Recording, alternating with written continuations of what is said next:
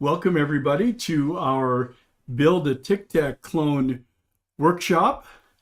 Looking forward to this one. It's a lot of fun. It gives us a chance to put together a front end, some middleware, and access Cassandra running in the cloud, our Astra DB product, and build something that's kind of cool. That's sort of a TikTok clone. So we'll go ahead and get started. My name is David Chung. I am in developer relations at DataStax. And by background, I'm a developer and architect. I'm also an author and trainer. And I'm a Java person. I'm Apache Cassandra certified and worked on developing those certifications. I'm also Java certified and have worked on developing the various Sun Java certifications way back in the day. And the real proof that I'm a Java person, among other things, my phone number is 431 Java. My license plate for one of my vehicles is Java. And I have 8 children whose names all begin with J. You know where this is going, right? When my wife was pregnant with our 8th child, a daughter, I suggested that she be called Java Rose Chung. Now, see, I was using my thinking cap. Rose is my wife's best friend's name growing up. Sadly, it was at that point that I discovered, after 7 kids, I'm not really in charge of names. But I have a background in Java development, embedded development, real-time development, and machine control, some sort of non-traditional Java environments, including enterprise systems in Java. I also, like many of you, come from a relational database background, worked in them for many years, but started moving into Cassandra, working in the banking industry, and have really enjoyed learning how Cassandra works, working with Cassandra, and I'm pretty excited about our content today. So I'm going to let my co-presenter introduce himself. Sarma is a great friend of the Cassandra community, so Sarma, go ahead, take it away. Hey, David. Thank you very much for the great introduction. Even before Cassandra, I worked on many RDBMSs, mainly Oracle. I still work on it. I fell in love with Cassandra about 7-8 years ago. You can reach me out on the LinkedIn generally. Just follow me unless we really connect with any question or anything. I don't accept any new connections, just to let you know. Check out my work at GitHub. I have posted several open source projects like Prometheus Grafana dashboard for Cassandra. And I also developed some Python code which generates sales. So imagine you build your clusters. There is no data. There is no use of that cluster unless you want to pump some data. So this sales app will be your buddy to generate a lot of sales data, and you can throttle how much data you want to generate. Also, setting up an email server in your own lab is very difficult. So I have published how to do that using Linux servers. It's like a private email server. There is a lot of research behind it because it's just difficult to get your own mail server. I also have a YouTube channel, Oracle by Example. Even though it says Oracle by Example, I do have a lot of Cassandra stuff on it. I'm a Udemy instructor. Check out my courses and stay on until the end of this session. You might be surprised with one Udemy course coupon. I'm also an addict video gamer. Like I play on PlayStation. So on YouTube, my handle is I love PlayStation. Also, I'm wearing my Cassandra Forward t-shirt today. So welcome to the session, and I'm excited and honored to be here today. All right, thank you. And we are glad to have a passionate expert like you as well, Sarma, joining us today. I will have to say I'll have to make sure my allergies don't act up. I've become a little bit allergic to relational databases, and you said Oracle a lot during your introduction. All right, as we get started, a couple of things, ways to interact with us. Of course, during the live stream on YouTube, feel free to put your questions into the YouTube comments, and Sarma and I are watching those, as well as some other colleagues from DataStax, so we'll try to answer your questions as they come up. You can also, anytime, not just during this session, you can go to datastax.io/discord. That's dtsx.io/discord, and that's our YouTube channel. And you can chat in that channel and ask questions even after the workshop. So if you end up having trouble getting the hands-on work to compile or build correctly, you can go to Discord later and we'll get to you and try to offer you the help that we can. During this session, just a couple of notes. This is a hands-on session. Now, we're going to go through the hands-on piece kind of fast. So don't worry if you can't do it all live as we demonstrate it and talk about it. Because you can always, the code is hosted in GitHub. We use Gitpod as an IDE. We use Astra. AstraDB is our database. And Netlify, which we'll talk about, to run our services. And all those things will be available after the session. So if you want to come back and review the video and go through the hands-on content later, that's awesome. You can do that. And you can use Discord if you run into issues and want to ask questions. So I want to make it easy for you to do the hands-on work, whether you do it now or do it on your own time. So what we're going to look at today, we're going to look at a front end using React, one of the most popular, maybe the most popular JavaScript framework. Last time I looked, it was for building front ends. Now, we're not really going to drill into how to build the front end because our focus here is going to be on using the database and putting the entire application together. So we'll give you a largely pre-built front-end application, and we'll look at a backend in JavaScript.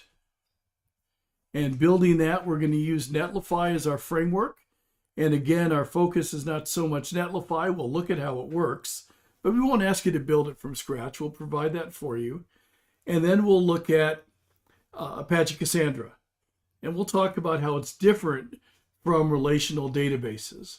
We'll also be using Gitpod extensively, so you don't have to download or install anything to build the application, but you do need to have a GitHub account.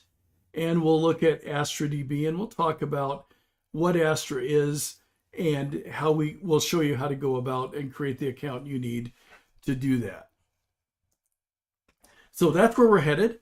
We're going to start by talking about the architecture of the application, and then we'll talk about the database.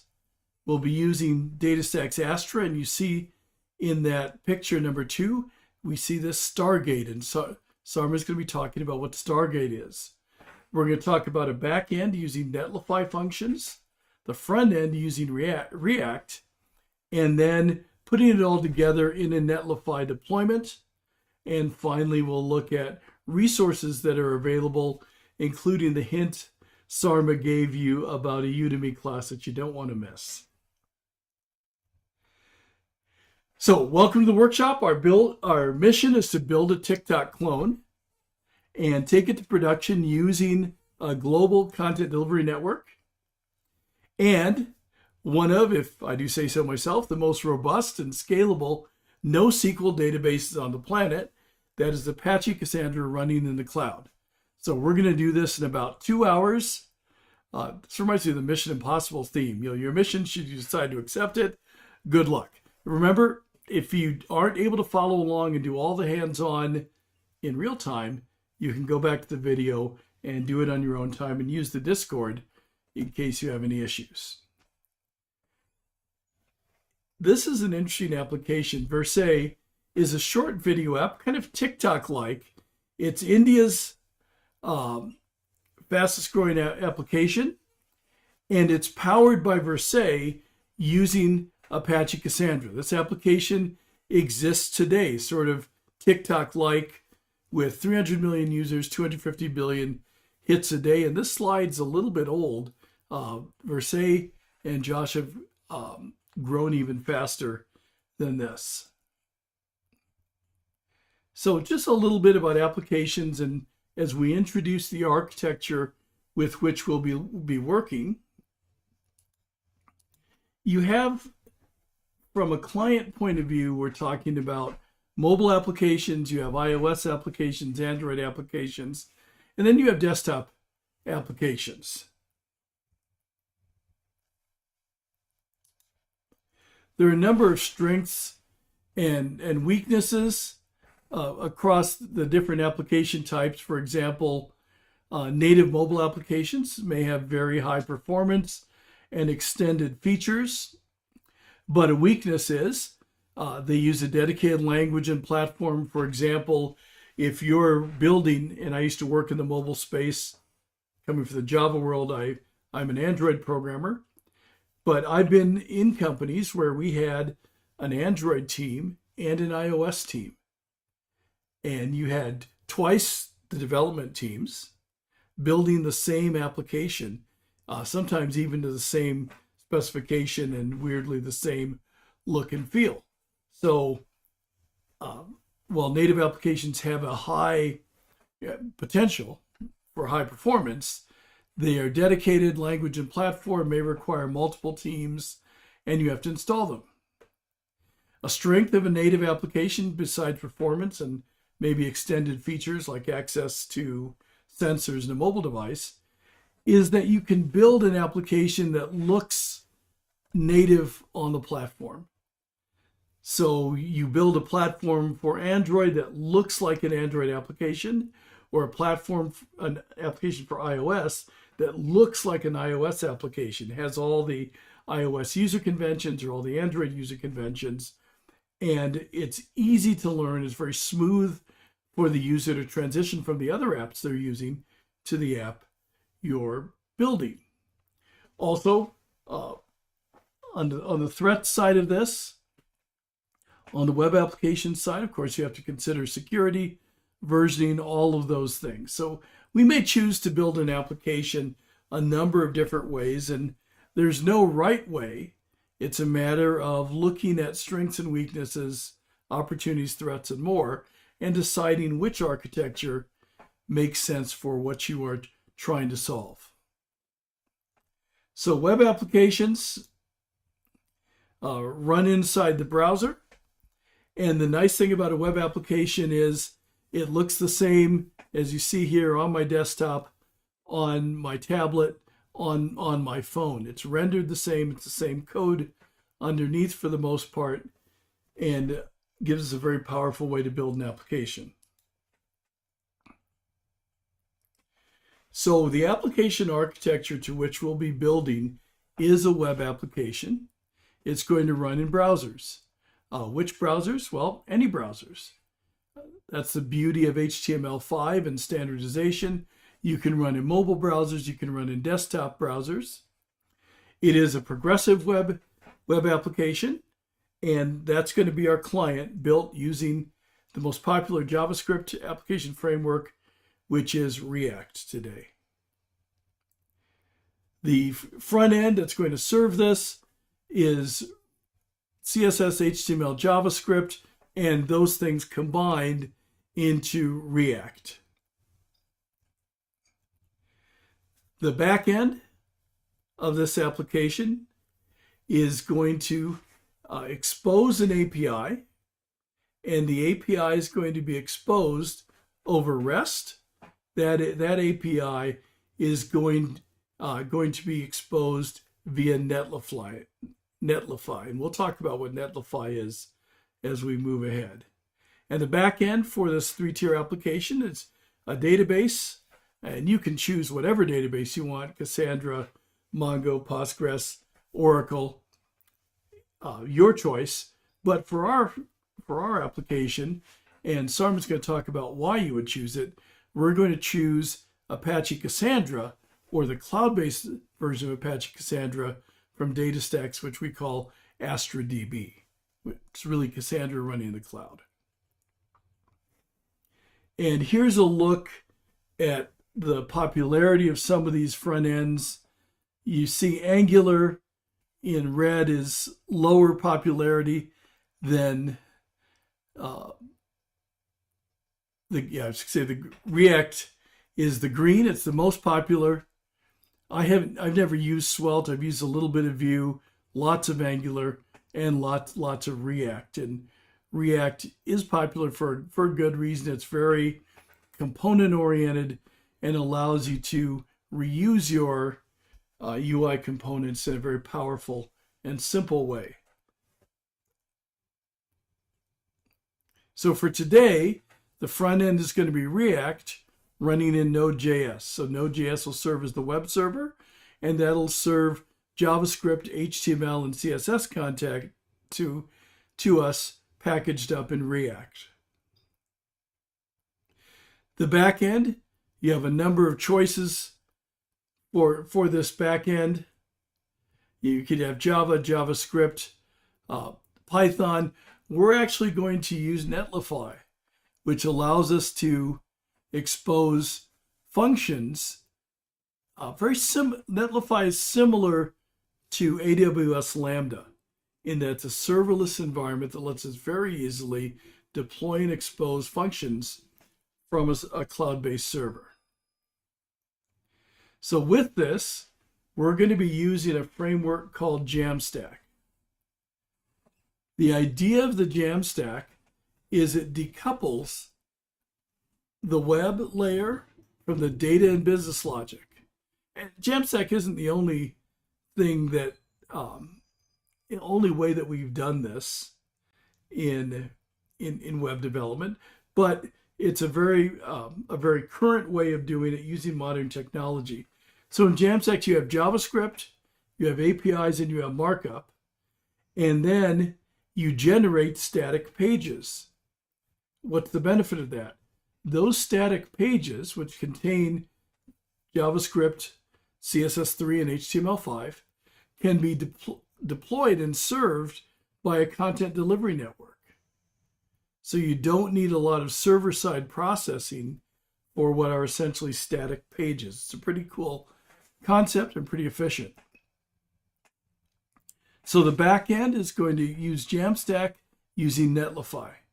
And underneath it, we have Node.js and JavaScript.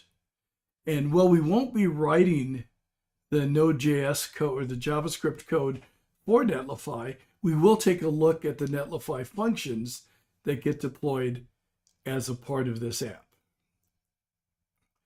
All right, the next piece is data.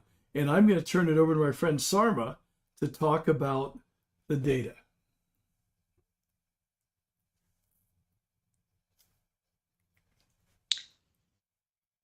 Yeah, so David, data is most important, right? If you don't save your data in a format which is flexible and you need performance, obviously, you cannot wait for your data. I do have a little bit of lag on which slide you're showing right now. So I hope we are looking at the OLTP versus OLAP. Yeah, give me 1 second. Let me refresh this. I'm sorry, I don't see the.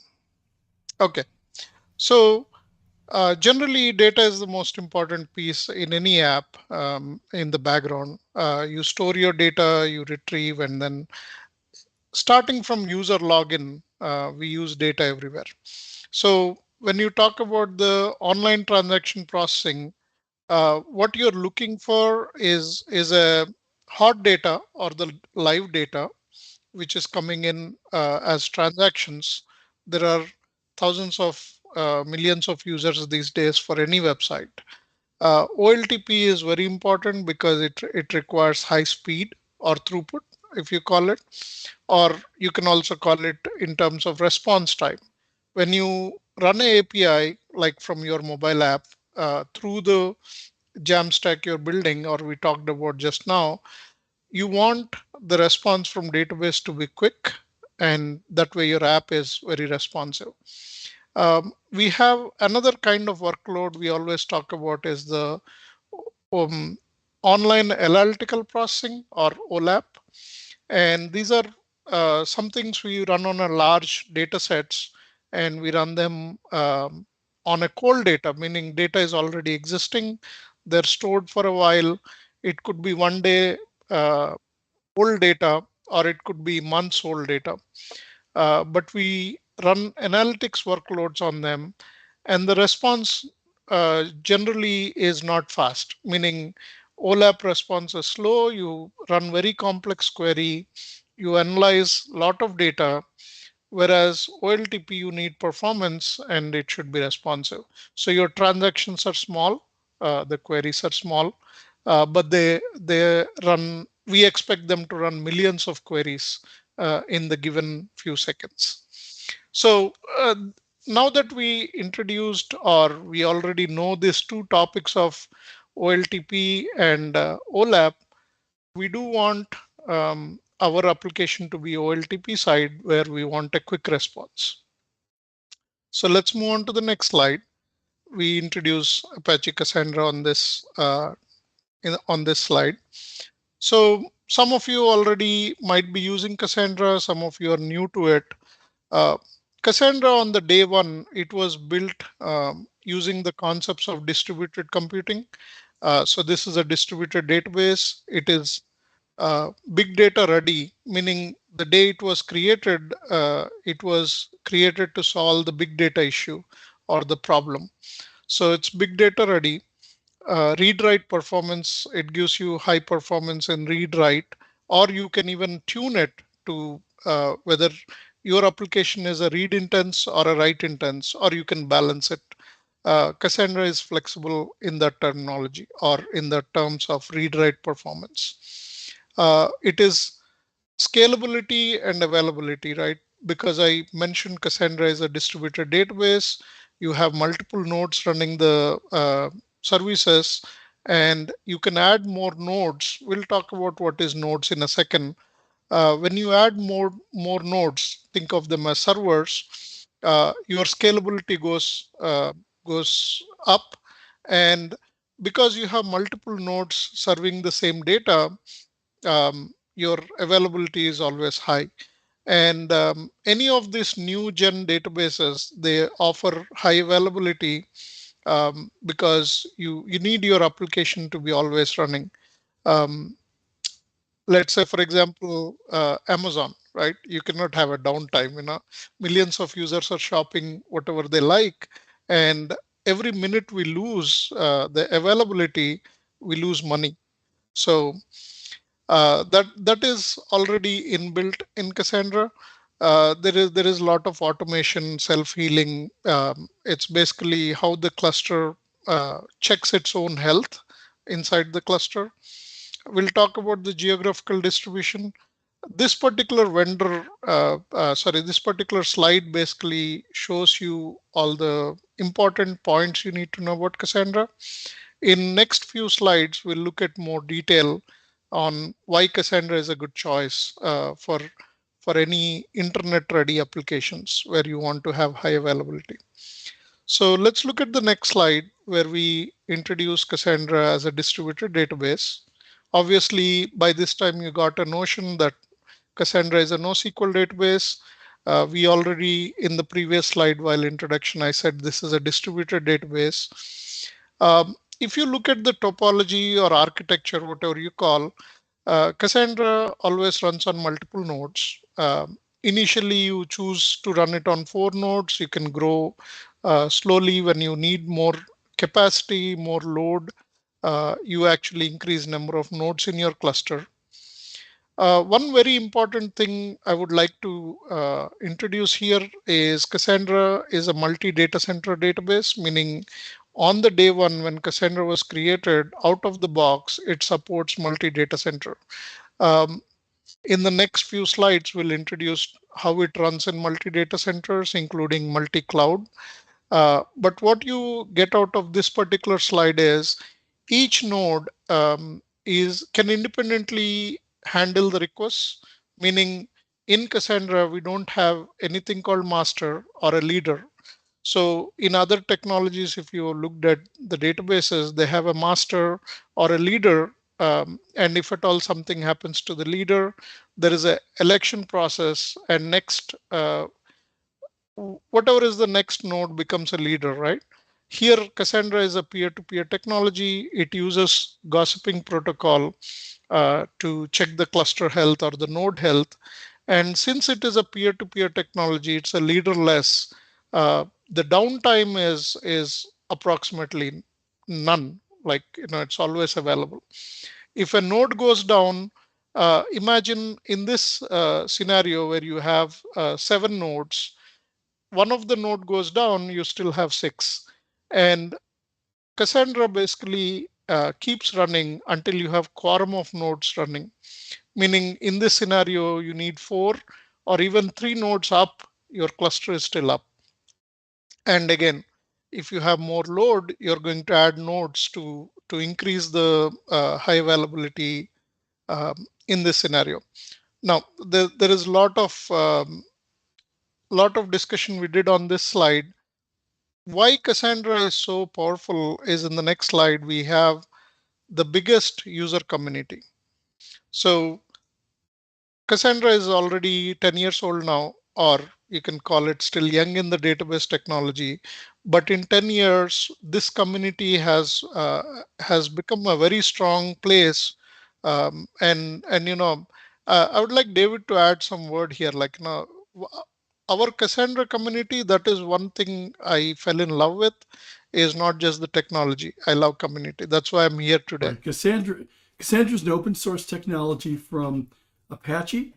And even though I'm from DataStax and we have a number of Cassandra committers on staff and are involved in it, in the project and devote a lot of energy to it, DataStax doesn't own Cassandra. Apple may be the biggest Cassandra user, but Apple doesn't own Cassandra. Neither does Netflix or any of these other companies. It is a community. It's a very vibrant community.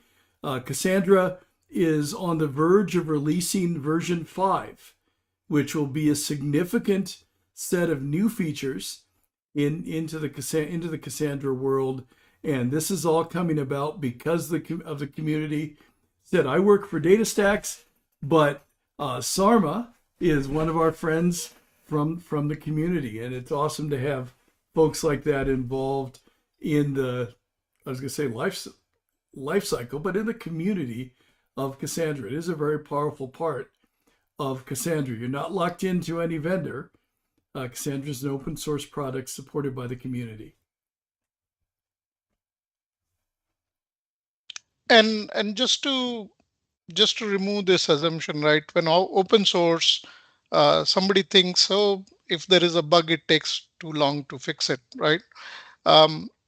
Since 4.0 came out, this was last year. Actually, 4.0 went through months and months of testing even before 4.0 final came out. And 4.0 was production ready on the release date, meaning all the bugs were taken care of. The testing was already done by the huge amounts of community members. And there is a new testing work frame which put in place, like, whenever there is a new release, they start testing it even before the product becomes available as a download. So there is extensive testing done by the community members. I mean, people who are contributing to the project and people who are using it nonstop. For example, Cassandra 5, David mentioned. Cassandra 5 will be released later this year, probably by end of year. We don't know the date yet. But I started running the snapshot version of it, which is pre-alpha. I just built it on my own. I'm just running it, doing all kinds of testing. Right now, it is not extensive on my side, but I'm sure other community members are testing it very well. So community is what makes Cassandra the best. And that's one reason I fell in love with it. Yeah. So let's move on to the next slide where we can talk a little bit more technical stuff again. We just wanted to get the community thing out there. That's very cool, Sarma. I do want to make one quick comment. I was explaining to my brother-in-law, who's a scientist by training, about open source software, because he'd heard about it but didn't understand why I was excited about open source. And when I explained to it that The source is open, the community develops it. Anyone can look at the code, like Sarma has just built the pre-alpha version. Anyone here listening can do that as well if you like. My brother-in-law said, it's like peer review in science. It's more scientific. Very cool idea. Yeah, that is true. I mean, community is what makes the product great, and especially with a strong community, we are able to come up with this new ideas. And obviously, Cassandra 5, we are all excited about ACID transactions. Yep. There are leaders talking about it, so I'll let you listen to Patrick, if you want to understand that. So let's go on with the multi-data center in Cassandra. So when Cassandra was released initially, it was obviously released it was built for a specific purpose to solve the big data issue. Like, we have a lot of data, we need to distribute the data and access the data quickly. The uh, response time I was talking about. Now, how do you do that when you have your database in a single location, right? Many of our databases, we know the traditional ones, you cannot move them across globe. So Cassandra, on the day one, it was created as a distributed database as well. They said, okay, this has to be geographically located. So it was out of the box on the day one. It was a multi-data center database, meaning you can have number of nodes in the local data center, and then you can have the number of nodes, say not the same amount of nodes, they can be any size. So imagine in Europe, you need more number of nodes to handle the European customers. Then you can have more number of nodes sitting in the European data center. And then you can have a data center in Africa to support uh, any of the local region in Africa. So number of nodes become part of a data center, and then you can have multi-data center setup. It's a single database across the globe, and it is distributed geographically. So enough said, this is a database which is distributed across multi-data centers, and each data center can be in a different geographical location. And then in the next few slides, we'll introduce multi-cloud. So let's see what is the next slide. Talks about Apache Foundation. Uh, David, actually go back to the Apache Foundation slide for a second.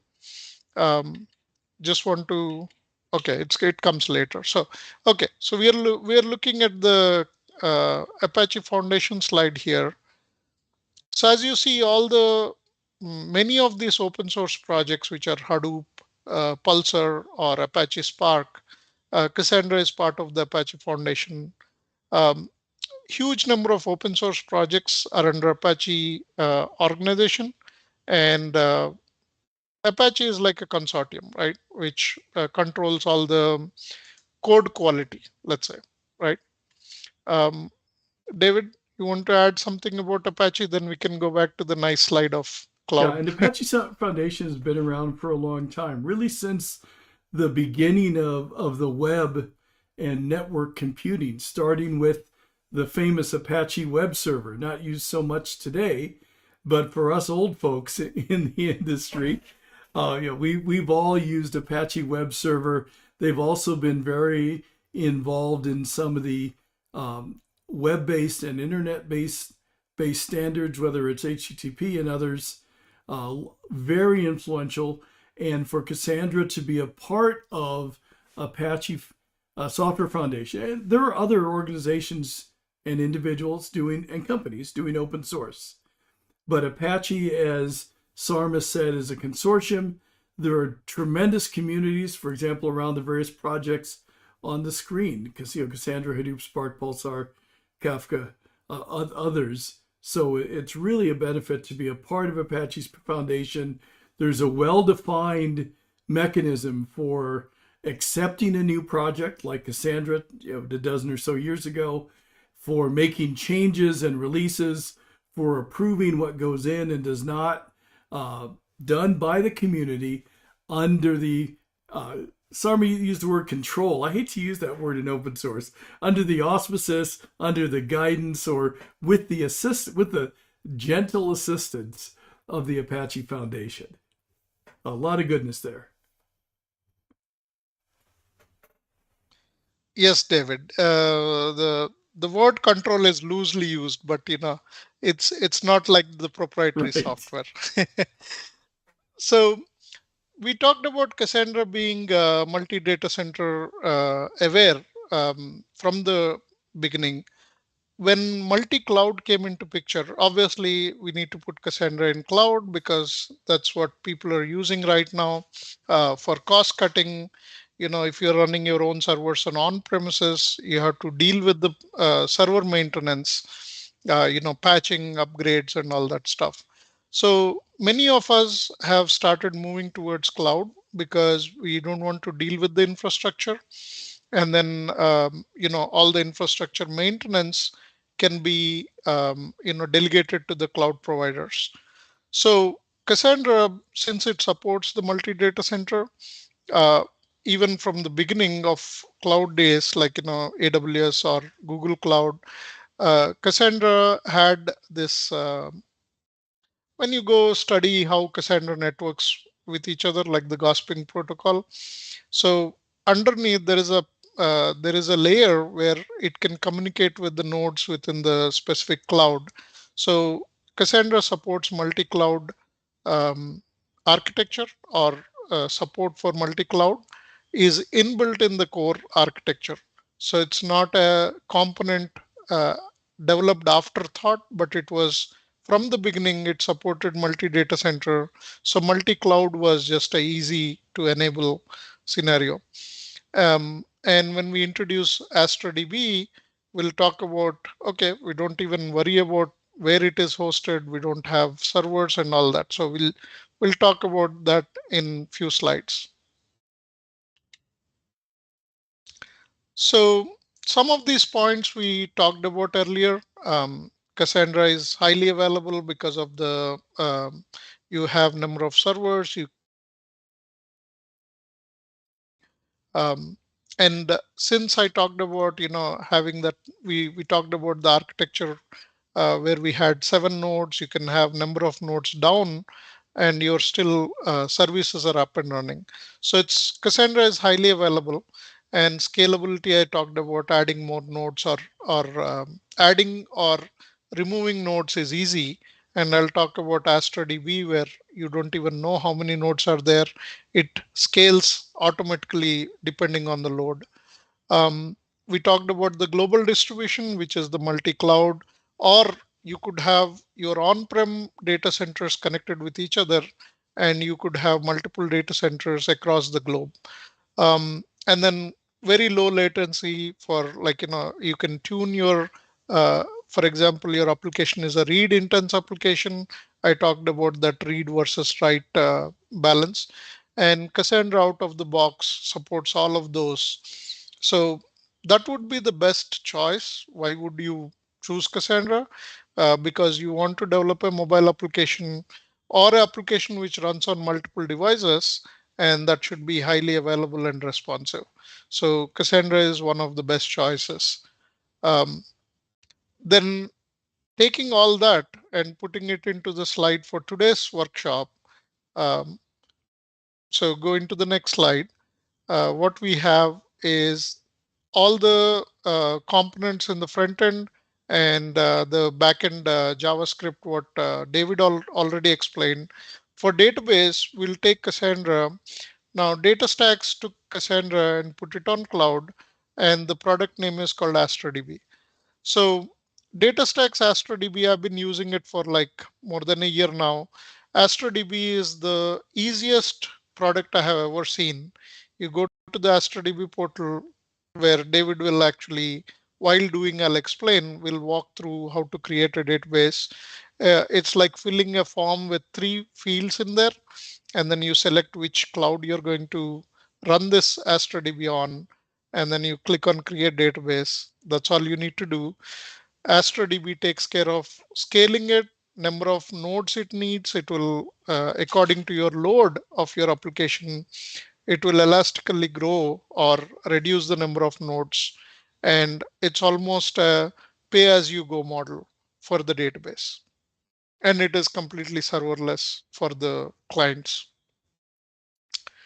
Right, David, that explains a little bit of Cassandra and AstraDB for the workshop today. So shall we just have one slide where it says all, like, this is um, the explanation about AstraDB. We already talked about many of these. Yep. It is auto scalable, basically serverless. You never see any EC2 servers or any of these cloud machines. Um, AstraDB already knows how is your load, accordingly scales up and down. So you don't pay unwanted fee. Let's say on AWS, you're running AEC2, you leave it there.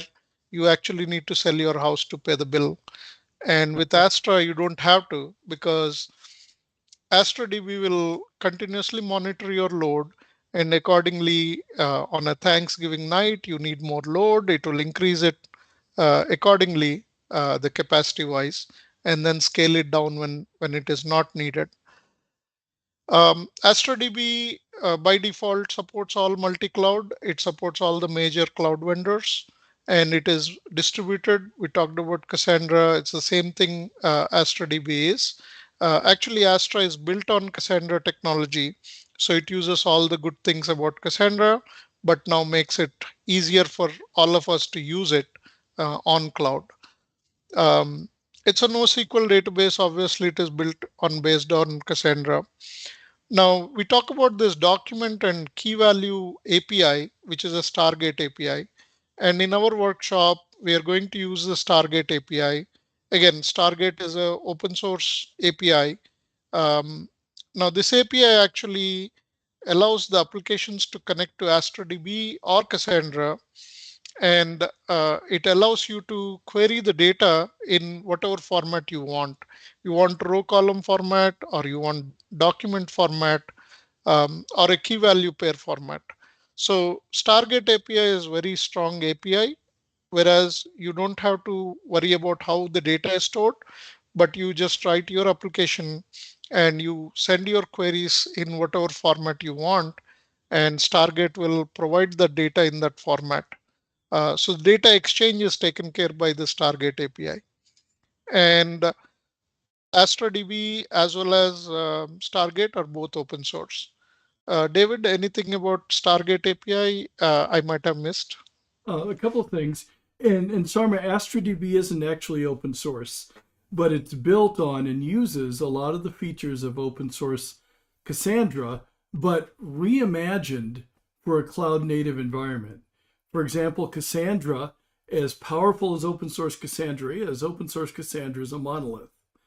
And you can't, for example, in Cassandra, scale up writer nodes and not reader nodes. And you can tune things, but those are all tied together because it's a monolithic architecture. Astra is built same basic functions, but in a microservices architecture. So you might choose to scale up the number of writers for a write-heavy workload, scale down the number of query entities. I'll just call them that. I like to tell people that AstraDB is what Cassandra would be if it had been written last year instead of 12 years ago, when we wrote it in a cloud native environment, knowing what we know about microservices and all of those things. You'd end up with AstraDB. Many of the features of Cassandra, as we said, are ported directly into Astra, and some features of Astra are finding their way back into the open source Cassandra. DataStax's a big contributor to the open source Cassandra community.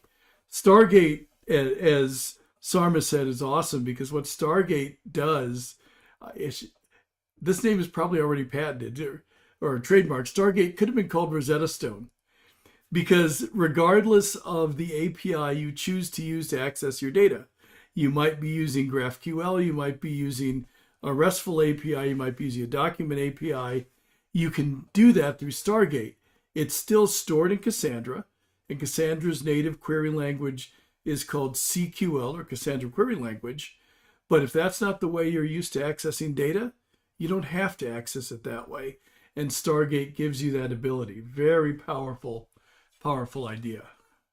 So thank you, Sarma. The next thing we're going to do is we're going to work on some hands-on work. As I said, if you're not able to do the hands-on in real time, in other words, as Sarma and I talk about it and demonstrate it, don't worry, you can follow the video later. Also, all of the instructions and all the things you need are in the GitHub repository.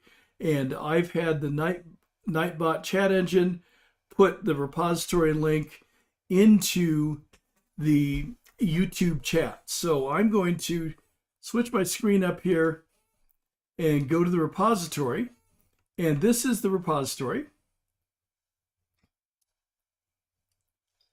And there, look, the second Sarma just disappeared. It's like magic.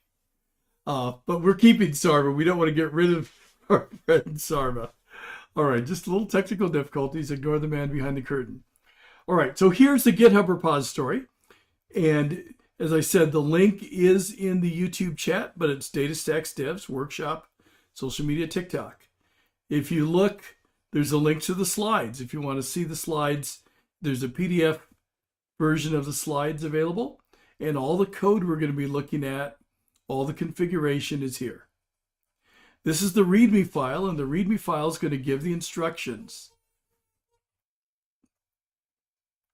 So as we go through this, we've talked about objectives. Frequently asked questions, can I run this on my computer?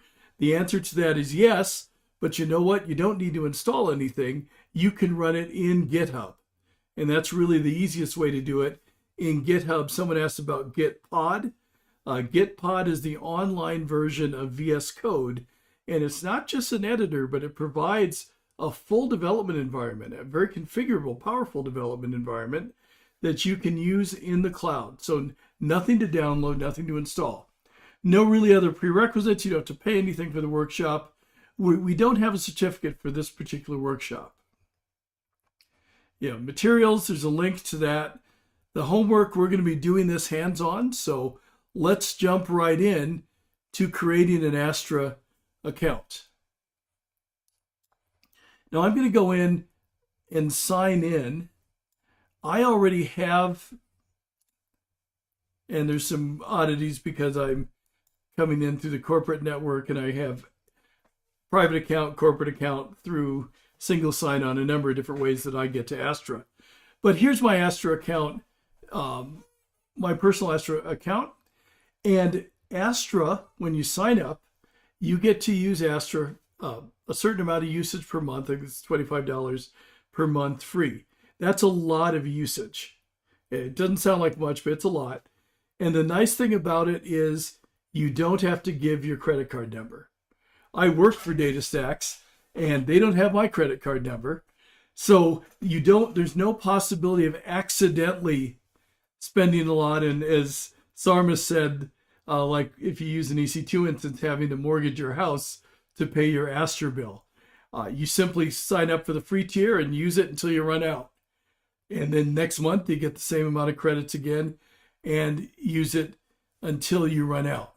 So the instructions, we're going to create a database. We're in the free tier. The Astra user interface has changed just a little bit since these slides have been out. So take a close look as I go through this. It won't be quite the same, but we're going to create a database. Now, I already have a database created for this workshop. So I'm going to create one, but not use these actual values. So database, create database. I have to give it a name. I'll call it DaveDB.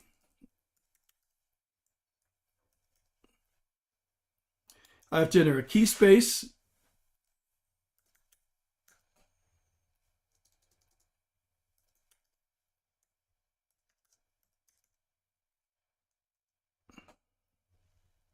So one quick note, David, there is basically people might have worked with other databases. They know something called schema. In Cassandra, we have key spaces. So what we do is basically a collection of tables are in a key space, and you can have multiple key spaces in a database. So uh, while you're creating your database, what you're doing here is the form I talked about having three fields. So you just specify the database name. When you're creating a new database, you just want one user key space. That's what you're creating.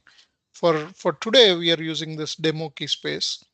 And then you select a cloud provider. Basically, we can go with any of the popular cloud providers. In the free tier, what I noticed is we have the Google Cloud as the preferred vendor. So you just select the Google Cloud.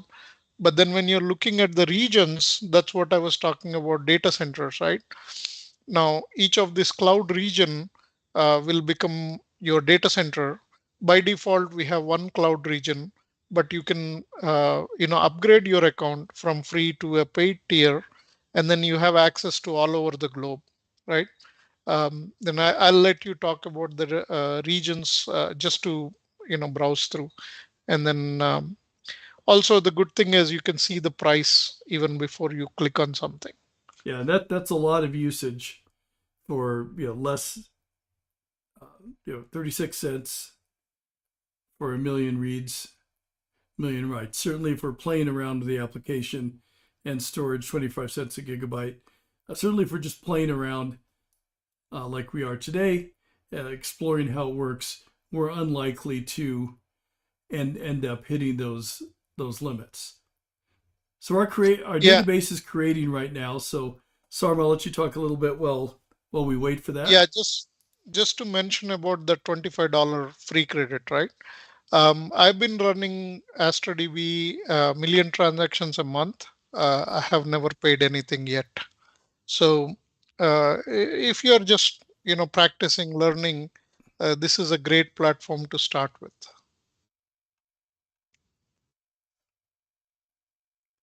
So we'll just give it a So minute by while it by the way, connects. somebody might ask, how long does it take to create a database? From anywhere between 30 seconds to a minute. Uh, so imagine what it is doing in the background, right? It has this Kubernetes platform where it is launching the pods, meaning setting up your servers. Basically, you never see them. It starts the services, and that creates a database, then create a key space under it, and then we'll soon talk about how to connect to the database using tokens. So those are all being taken care of in that 30 seconds to 1 minute time. Yeah, so we'll let this run in the background and we'll return to the slides and let Sarma pick up here. Let me switch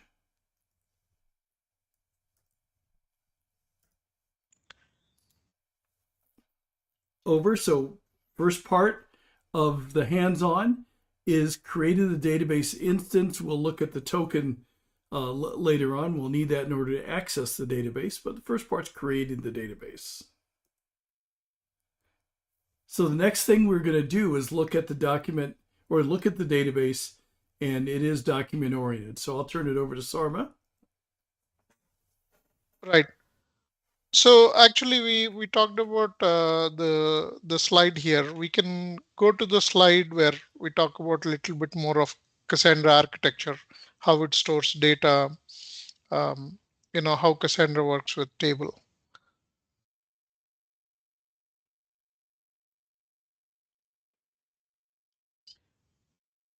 Yeah, so we created our Astra DB, which is happening in the background. So we can talk about the data.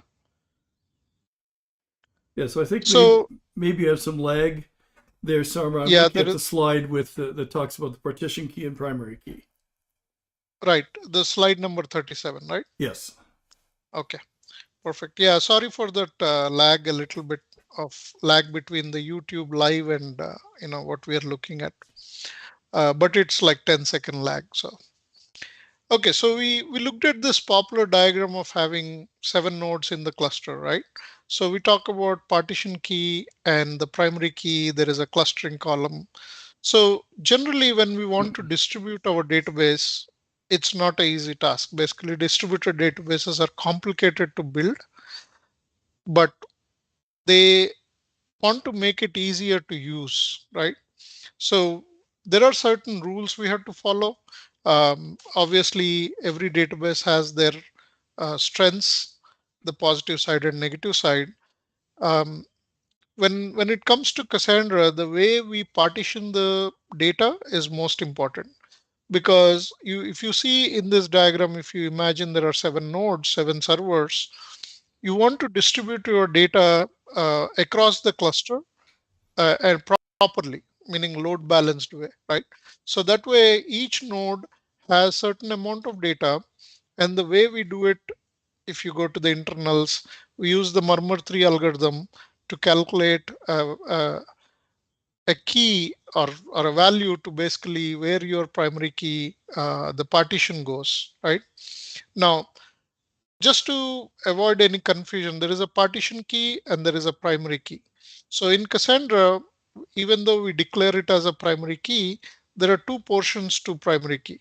First portion is the partition key, which tells which particular node will host this data or own the data. And the second piece is called clustering column. And the clustering column comes into picture when you see, for example, if you look at this data diagram you have on the right side, the network is what your partition key is.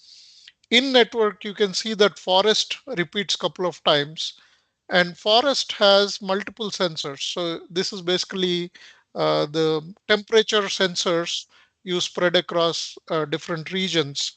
You have something called forest, you have multiple sensors there.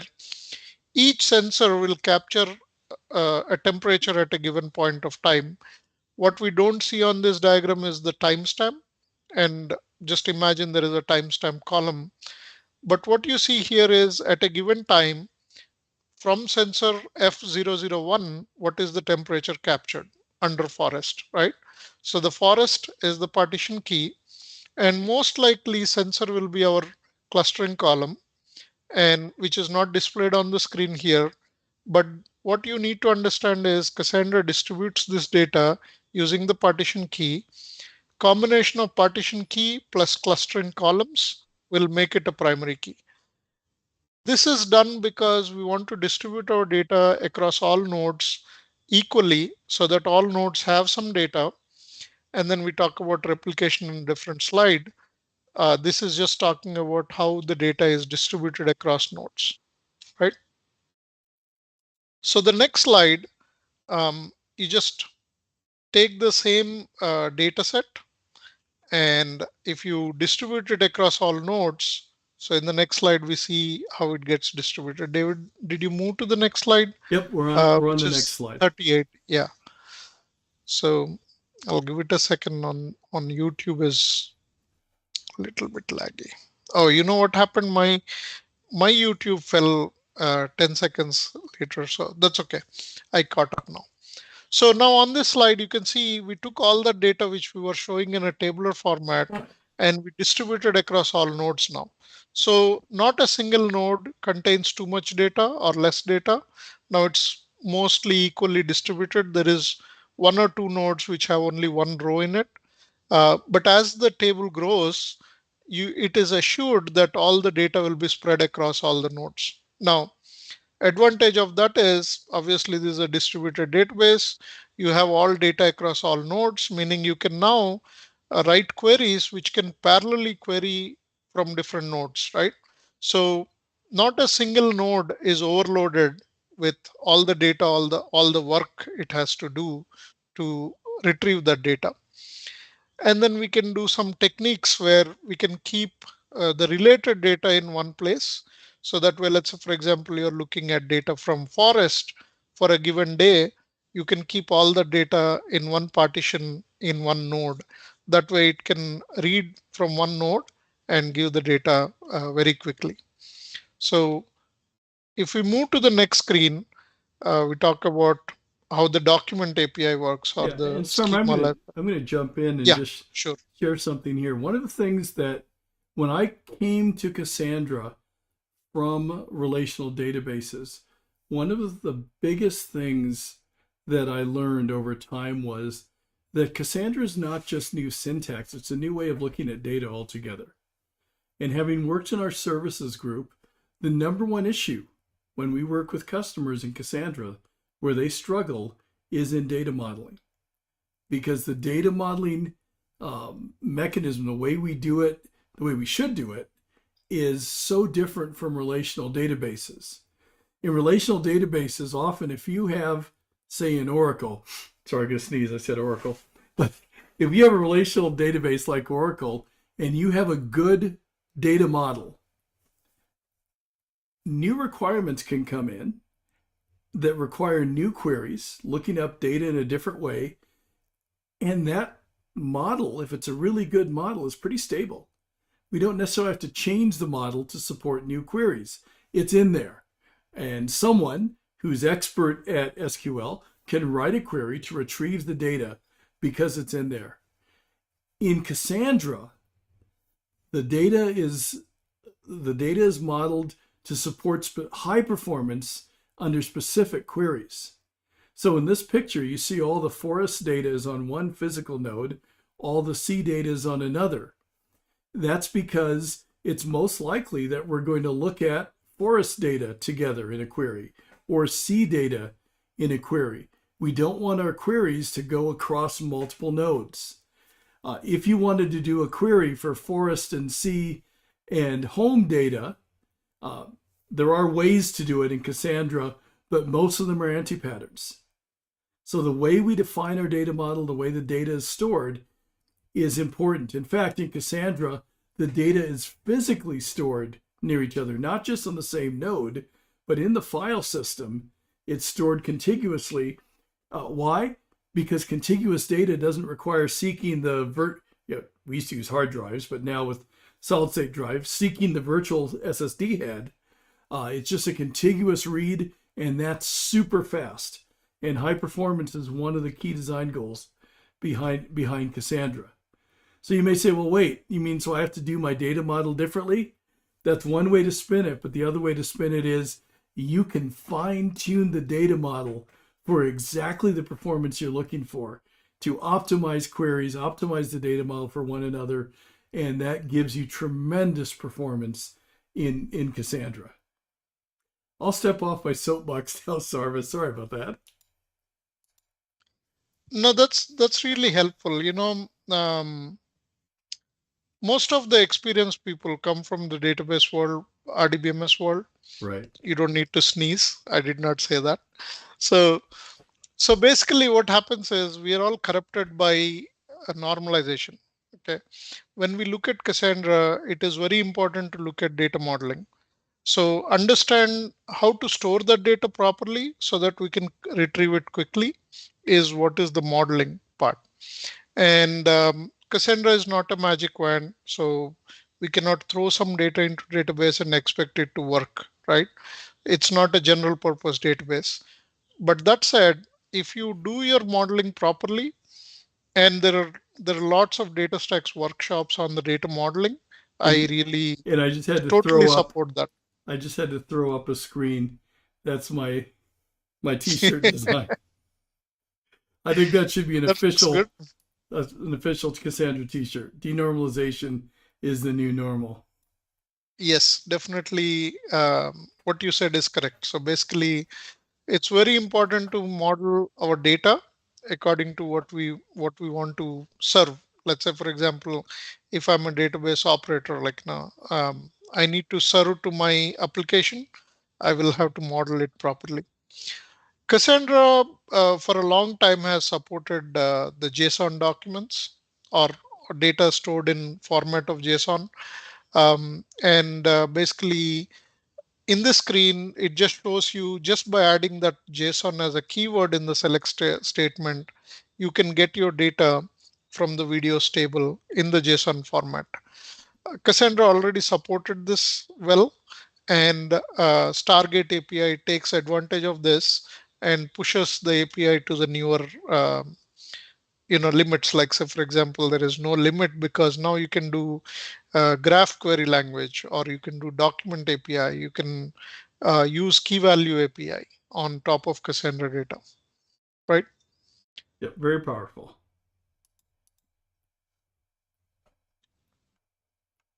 let's look at more powerful people here. So I recently watched FastX. I wish this Jason had a little bit more screen time. Uh, I liked FastX, if you ask. So anyway, back to our topic, right? You see, in a couple of slides we talked about why schemaless, or like basically how Cassandra supports JSON. Um, and this is all going back, and we'll tie it back to the Stargate API, right? So what you see here is a fun slide. Just puts everything in one slide with a nice celebrity. Okay, so now we're talking about API, I guess. David, Stargate. Yeah, this is the Stargate slide. And as we said, Stargate's a data API gateway that sits on top of open source Cassandra, Astra DB, and DataStax's Cassandra Plus, if you will, DataStax Enterprise, which is Apache Cassandra plus a number of features that people commonly request or add on their own. DataStax has packaged those features into a product called DataStax Enterprise. But what it does, it allows you to access data in whatever mechanism you're used to. So if you're used to accessing data with a RESTful API or with Google's gRPC or GraphQL or JSON, you can do that. Ultimately, it's still stored in Cassandra in tables made up of rows and columns, though there may be a little bit of work to turn a JSON object or document into rows and columns. That's a tale for another day. But it allows you to view Cassandra through whatever API you wish. And there's actually a growing number of APIs. Stargate is a very active project and adding new features as we move along. Here's a look at the document model as we'd see it through Stargate. You have, within a key space, you have collections, and within collections you have a document. So, or you have documents. So for example, if I'm a car dealer, I may have a used car collection and a new car collection, and within each is a document describing each car. This is a white Chevy Equinox, 4-wheel drive with electrical driver and passenger seats, etc. That would be one document, and another would be for a green Ford Explorer. So the concept here is we have a key space, and as Sarma said, a key space is like a schema. It is a place where tables and custom types and so on are defined. So in a key space, if we look at this from a document-oriented point of view, a key space includes collections. It is a container for collections, and collections are containers for documents. And this is not strongly typed. The documents do not have to be exactly alike. There may be extra fields or missing fields in various documents. In fact, it's not even fair to call them extra or missing. They're just fields that may not be in every document in a given collection. If you've programmed in document-oriented environments using a lot of JSON, you know that's pretty normal. So see, it looks like we missed a slide. Yeah, we did do that slide. Okay, so next thing we're going to do is lab 2, looking at the document API. So I'm going to switch over back here and look at our lab instructions. And this is, again, in the README file in GitHub. So it says we're going to use the Swagger interface and connect to our database using the document API. So I'm going to go over here, and I'll go to my workshops database that I already created. And I'm going to say connect, and I'm going to scroll down. And I have choices, GraphQL, REST. I'm going to choose document. You can also choose drivers or other ways. Notice there are a number of different language drivers. This is not an exhaustive set. But for what we're doing, I'm going to choose APIs, Document API, and then I'm going to launch the Swagger UI. What the Swagger UI does is gives us a user interface to show the RESTful operations exposed by a service. And this Document API service has a number of get and post, delete operations. And you see their descriptions: list all collections, create a collection, empty collection, search in a collection, create a new document, delete a collection, and other, namespace in documents the same as a key space in Cassandra. Delete a document, change the root element. There's a lot of things within a document and so on. So relatively rich API, lots of features, more than we're going to cover. We'll go through some basics. So we've launched the Swagger API or UI, and that's what you see here. And we want to look at the collections in the given namespace or key space. So I'm going to go back to Swagger UI, and this operation get is going to list the collections in the namespace. And to do this, I'm going to click try it out. So this will allow me to run a query live against the database. And I have to give the namespace ID. The namespace and key space are synonymous. And the key space we created was Tik Tok key space. So when I execute, here's the result. And this one actually has, because I did this before, it actually has two collections: the story collection and the Tik Tok posts collection. It really should have had no collections, but I played with this database before. That's fine. So that's how. So David, yeah. One small thing in the previous screen. If you go to that Swagger UI. Yep. Just want to talk about token for 1 minute. Very good. So whenever we connect to the database, we use username, password, or some kind of credentials, right? With Astra DB, the preferred way is the tokens, and the token contains certain elements in it, like username, password are pre-encrypted. So we don't even know what username, password looks like in a plain text. So token contains that format of already encrypted string. And it also contains all the information about where your cloud provider is or which cluster you're connecting to. All that stuff is an encrypted format. So if you give a token to somebody, they can connect. Obviously, you have to control that, but nobody can decode what is in that token. So just to know like where to get the token is on the Astra DB portal. And token is how we connect from our application to the Astra DB. So that's the database credentials, basically. Right. And when you use the Swagger UI, because it's running in the Astra user interface, it knows the token already. So you didn't have to tell it. And by the way, the token we're using here and the databases we're using here will be deleted when we're done for security purposes. So I'm going to copy.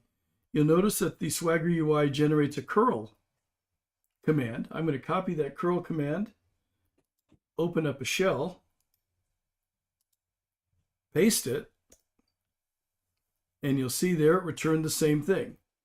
It returned the collection. So the Astra UI is very powerful, and the Swagger UI that goes with it very powerful as well. Here's the response and headers, and you can see the other possible responses, error responses of various sorts, but the response was a 200, which is a success response. So we went through and looked at the various key space, the various collections. We listed the collections, tried it out, and did that. And now we're going to create a collection called Story. And the way we're going to do that is we need to have a namespace in which to create it. And since this is a RESTful request, we use JSON. We're passing JSON in the body. REST isn't necessarily associated with JSON, but this REST API is. REST APIs can use other mechanisms. So I say try it out. And here's the collection I want to create and the key space. So we copy the key space from my other screen. And we'll see if this works. The reason I say that is because this key space already exists, because I created it later and forgot to delete all the stuff. So I'm going to run it. Yeah, it's a great failed collection story already exists. And I'm not surprised. In fact, I'm not bothered by that at all. I should delete first and then create. I'm not going to bother to do that live, but this shows you how that works, how I would go about creating a collection. I need the key space or namespace in which to create it. Key space using Cassandra term, namespace using JSON term. And then I need the name of the collection to create. And like I said, it failed because it already exists. So not surprised or bothered by that. We can create a first document, and similar, it's going to be a post operation following our RESTful conventions. And we're going to specify the namespace and the collection. So Tik Tok key space story.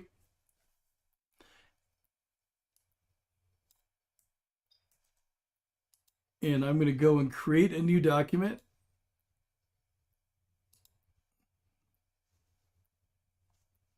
Click try it out.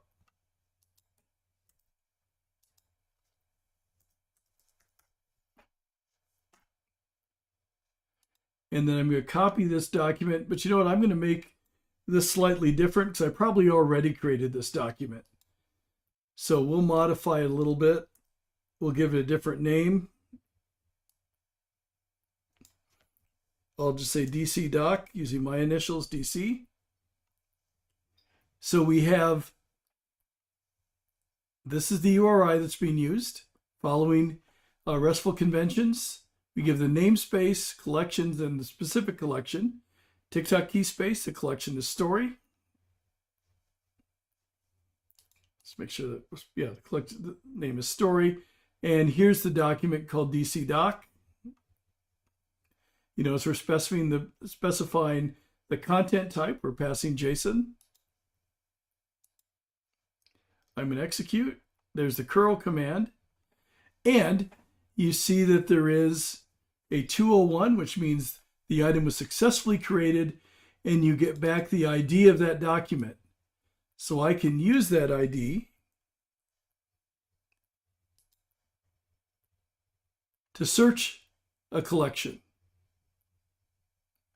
Here I can get all the documents in the collection, or I can search where username equals some value. So I'm going to do that. Search documents in a collection.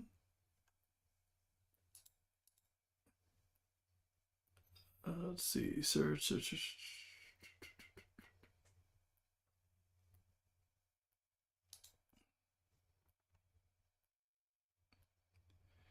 So here we go. And the namespace, oops, I've got to press try it out. Easy to forget that.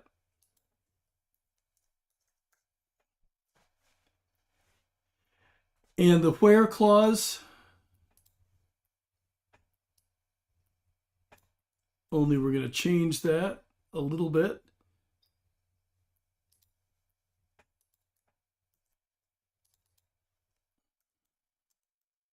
I think we called it DC doc. And I'm going to execute. And we'll see if it found it. No, it didn't. Maybe I didn't call it DC doc.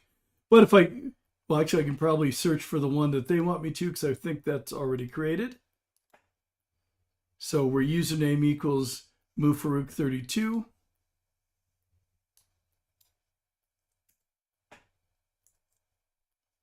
I think that one's already in there. We'll execute, get, and there it is. I inserted that one yesterday or day before when I was playing with this, but you see how that works. And along with it, you see the raw curl command with the get request and all of the headers defined. So that's a look at the document API. We can also update a document using put, again, following our RESTful conventions. And you can delete a document using the document ID and the delete operation. And the author notes that, for example, the delete should return a code of 204. A create should return a code of 201 if it's correct. And a query should return a code of 200. If it fails, there are a number of failure codes that might begin with 400 or with 500, depending on what sort of failure it is. And again, that's standard internet conventions, web conventions, not specific to the document API or to Astra. The next thing we're going to do is create credentials for Astra.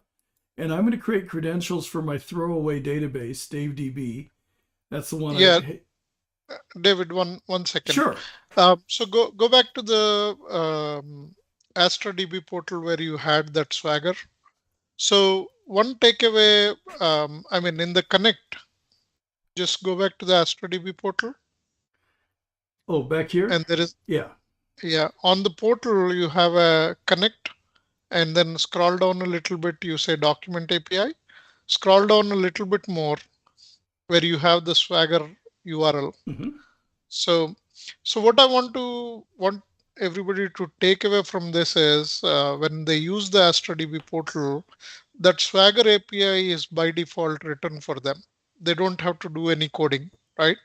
So they just click on that URL that opens the Swagger UI. You have been talking about REST API, yep, JSON, and all that stuff. This is already pre-built. You don't have to write anything by hand.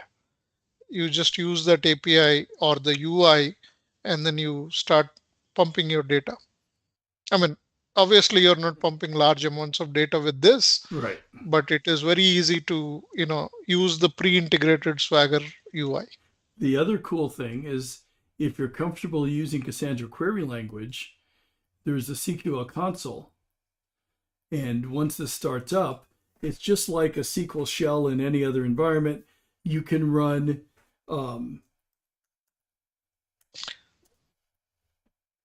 CQL, Cassandra query language, commands directly in the shell.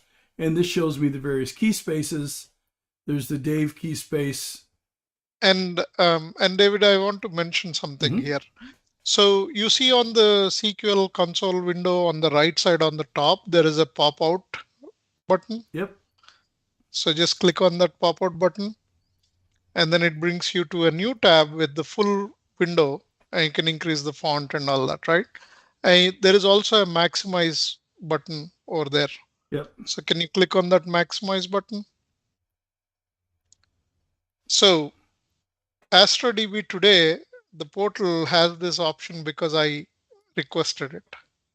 Awesome. So basically I worked with Dave and others to get that thing going. So yeah, I'm proud. and you should be. There are a lot of, by the way, there are a lot of Dave's at DataStax. That would be Dave, my friend David Gallardi, who's in Yes. charge of the user or involved in the user interface and does a great job with it. So yeah.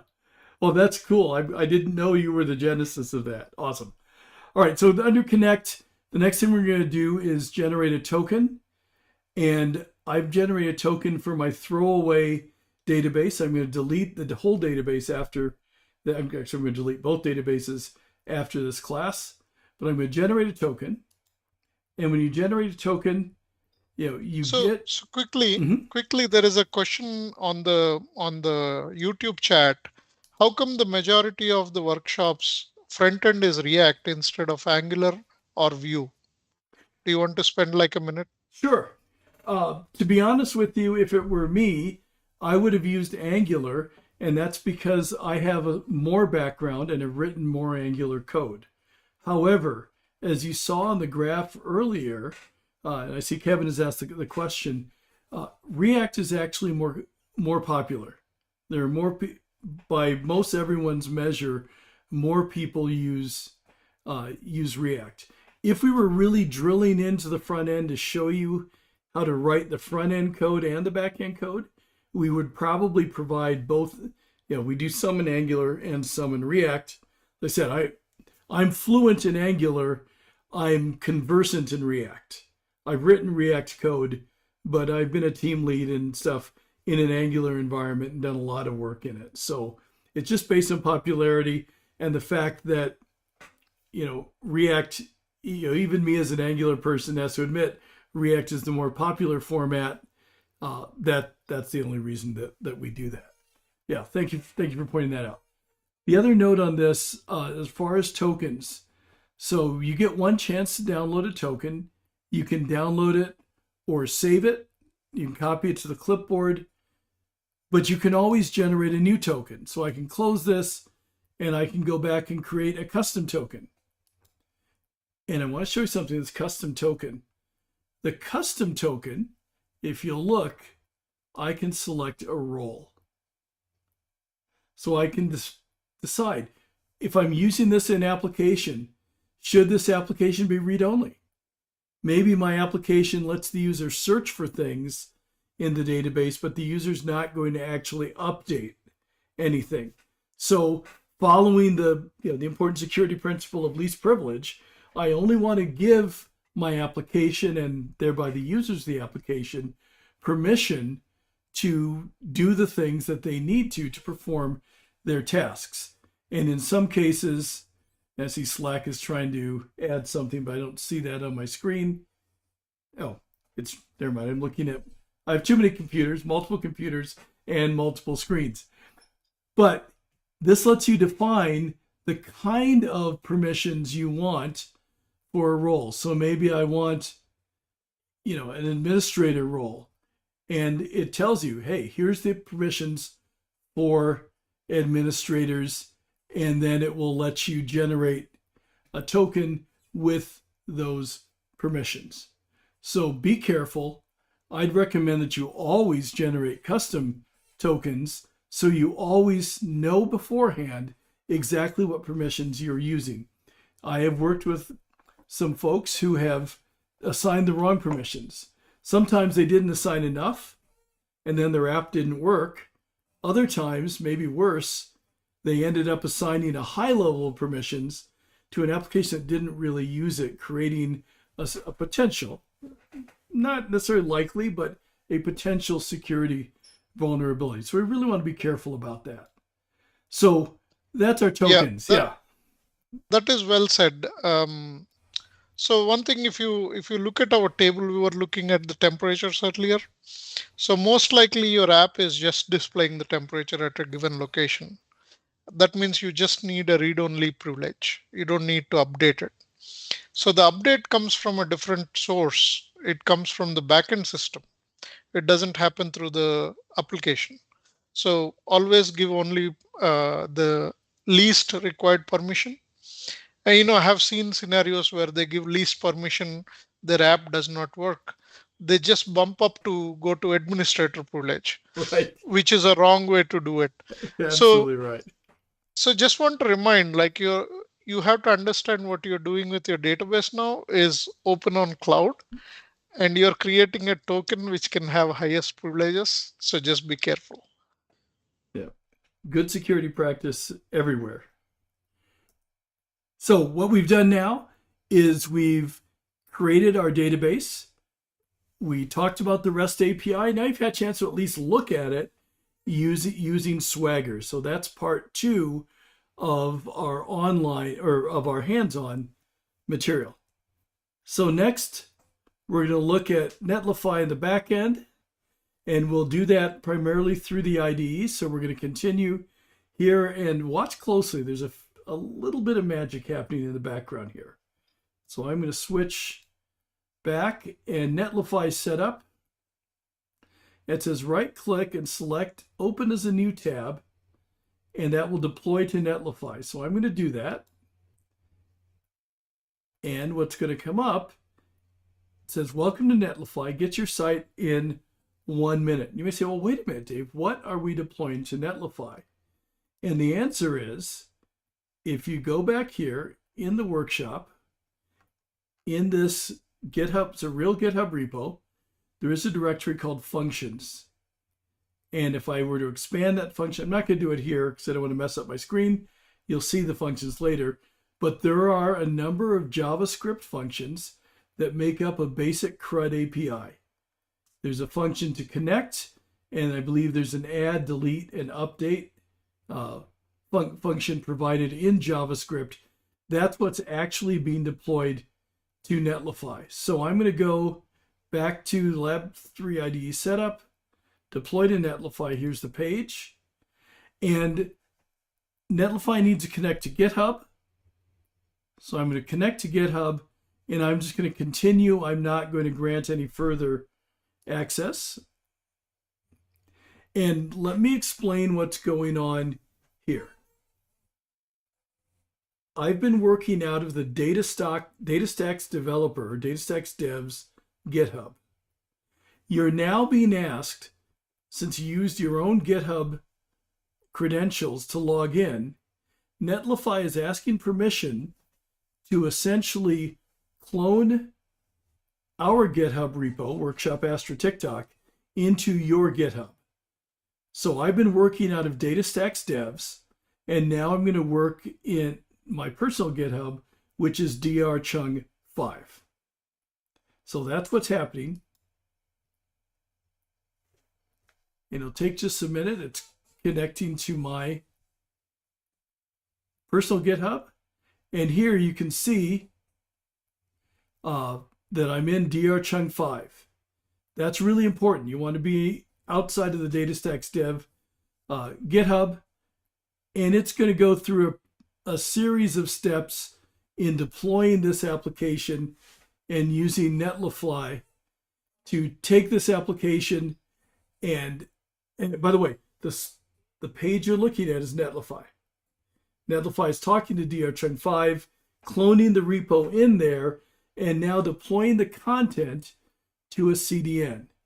And if you're not familiar with the phrase CDN, CDN stands for Content Distribution Network, and it deploys static content.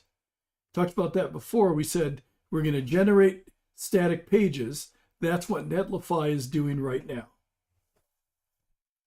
So we're going through the deployment steps, and we'll see it's going to take a minute to go through. So we authenticated, and the site deploys in process. We're actually looking at the build process in the Netlify screen.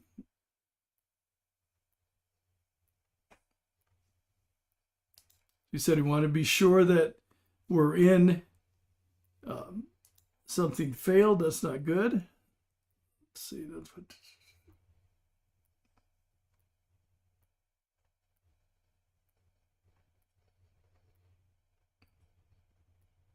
Build command fail. Okay, so I'll give this another try. Let me close this. I should have done that. Okay, so I'm going to go and run this again. I'm going to have to make a little bit of a change, create Astra credentials. I'm looking for step 3, deploy to Netlify. What I'm going to have to change here is the name. I'm going to connect to GitHub, give permissions.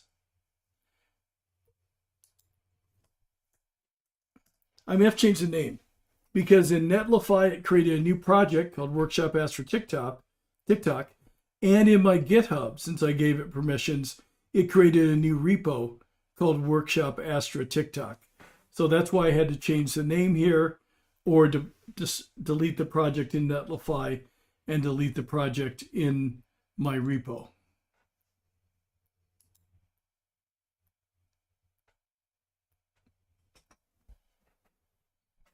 So this is how you know that you are actually watching a live example, because occasionally things don't work the way they're supposed to. But here's the process. Initializing. If I go out to my own GitHub,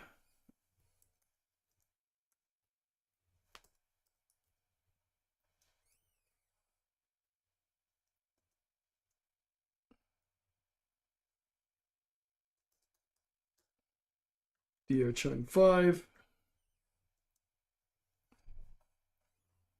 And look at the repositories tab. It should show the newest on top. And there's the one that failed. Here's the one that the new one that Sarma, cross your fingers. I'm really hoping works this time. I've run through this lab a couple times and it has worked each time. So we'll see what's happening here. So deploy details, it's deploying.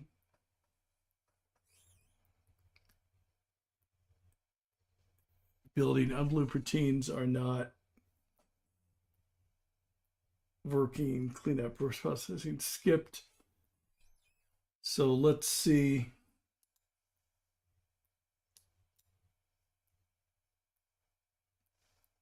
If we can figure out what's going on in this. While you're looking at that, so live sessions are always fun, Yes, indeed. because we get to see all kinds of scenarios. Like, if everything worked, people will think, oh, this is a curated video, So live is always fun. We get to learn more stuff. So let me see if we can.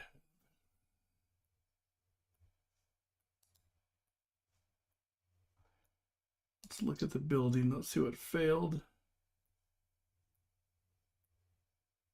Envelope routines not supported.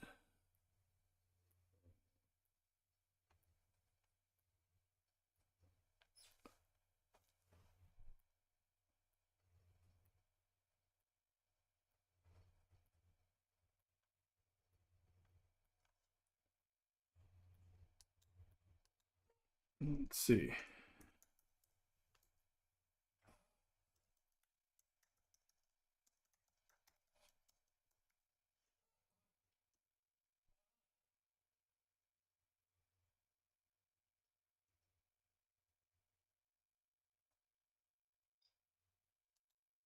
Do you think something related to credentials? No, it's a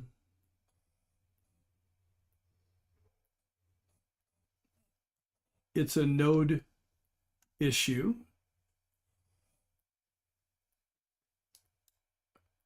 But I'm not 100%. I was able to get past this and get it to work yesterday and earlier today, but I think I know.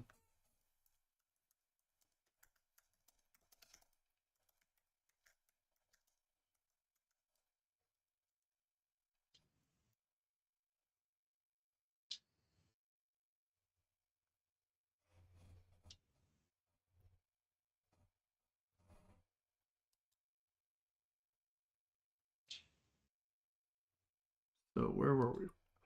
We were here and we said deploy to Netlify. I'm going to open and get pod.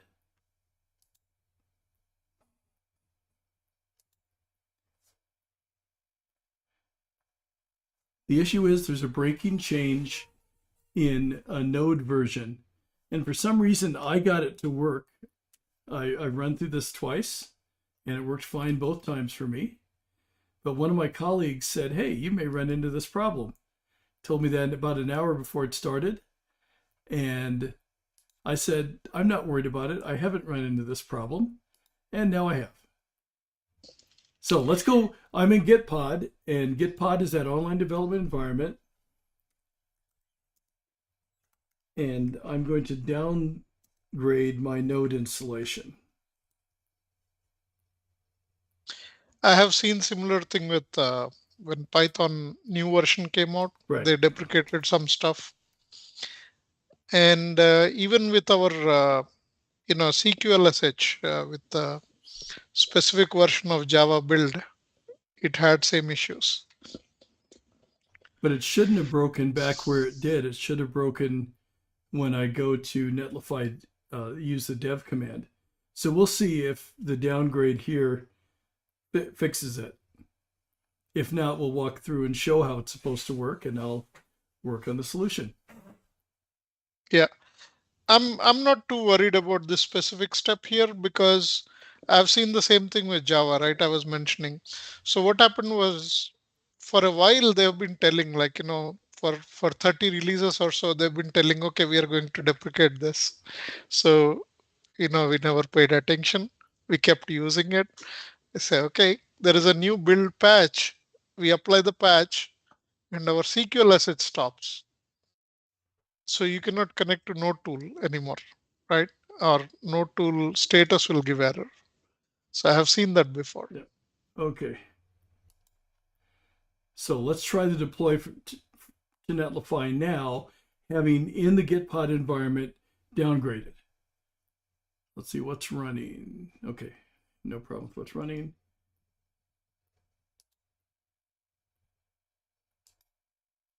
Can't I open a new tab?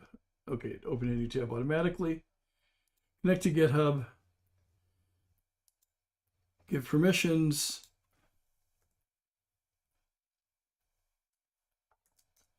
I'm going to be an optimist and say Workshop Astra Tik Tok works, because this one is just going to work.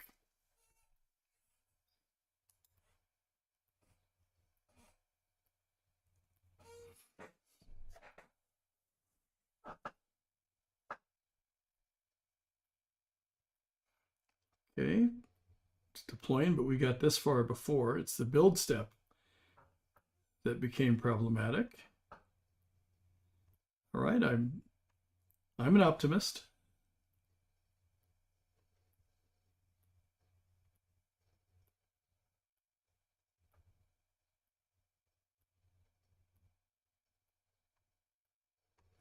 And I know I'm in the right place, DRChunk 5. And here's the URI for my app. Not in the build step yet. Still in progress. Okay.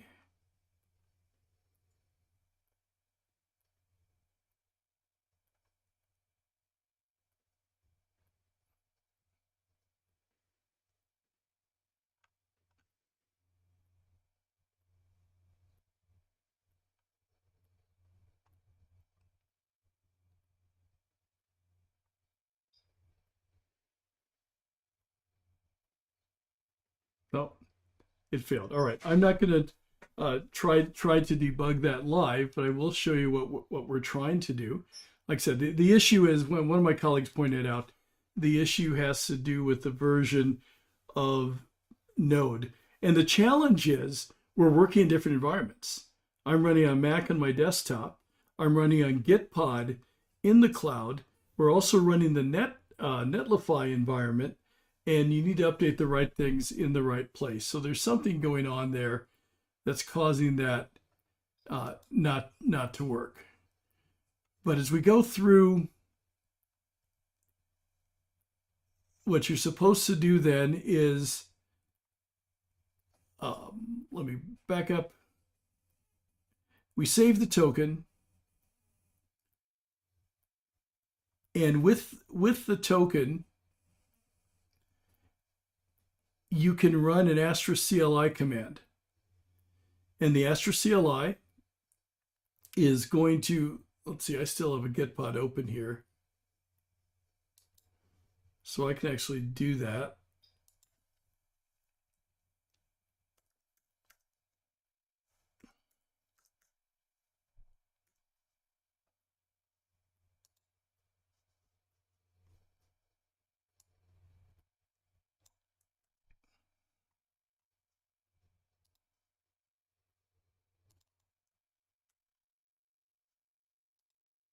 I'm going to paste. I'm going to do that off screen so as not to share the live token with the world.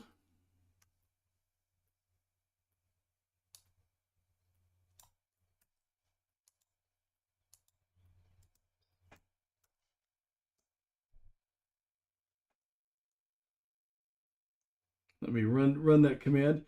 What this is doing is, in our command line, it's setting us up so we can run Astra commands without going through the Astra UI.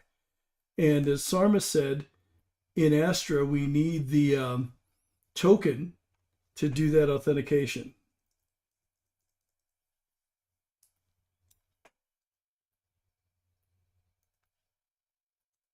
So I have that, I ran that, and it ran connectly. You see it says configuration has been saved. Setup is complete, and I didn't save the token, so it's not visible. So I'm going to go, and now I can use Astra commands. So I can list users.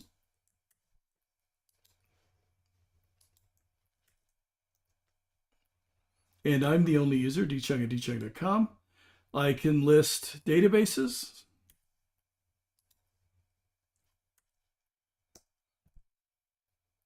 And I have two databases, the workshop database and the one I called my throwaway database, DaveDB. And I can get information about the database. Again, how else could you do this? Well, I could have used the REST API or the document API and gotten information. I could have used CQLSH, the Cassandra query language shell, in order to get these commands, but this is using yet another way of accessing Astra, which is the Astra command line interface. Then what it was asking me to do is create an environment file. And this command creates a file that has the environment variables necessary to access the database. How does it do it? Well, I set it up and gave it my token. So it's going to do that, and here's a sample that it created. Then I can install the Netlify CLI. And this is where I thought I had to downgrade before I do Netlify dev. But I didn't get that far because the build failed. Once you do that and do Netlify dev, it's going to run, and notice that status, it's setting up the edge functions environment. Let me show you what that means. In